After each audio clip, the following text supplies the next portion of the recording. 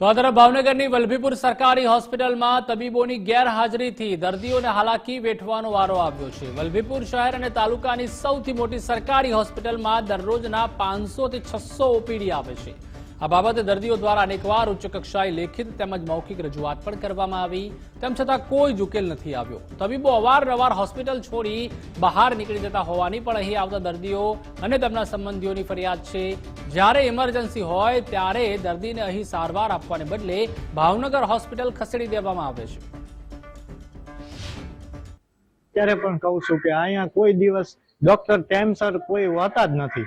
જે આપણે ફરિયાદ કરીએ છીએ પણ એ હાવ એને તાનાશાહી ઉપર જ હાલે છે કે ભાઈ હું આપણું થઈ જવાનું છે એમ એ વ્યાજ જાય છે। અત્યારે તે પેશન્ટ 4-5 એક અમને ઇમરજન્સી આવી હતી, ફ્રેક્ચર હતું પગે, અને ઈ પણ ડોક્ટર વાકે રિફર કરીને ભાવનગર મોકલી દીધું।